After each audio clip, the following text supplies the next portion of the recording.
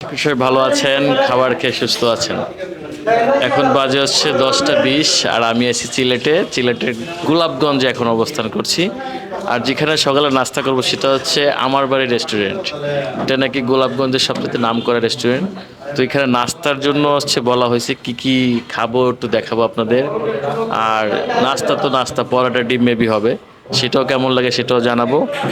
সঙ্গে থাকবেন, সিলেট থাকবো 2 দিন, আর 2 দিনের কি কি কাজ করব আপনাদেরকে জানানোর চেষ্টা করব।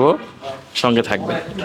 তো পরোটা চলে এসেছে, তো সিলেটের পরোটা কিন্তু হলুদ।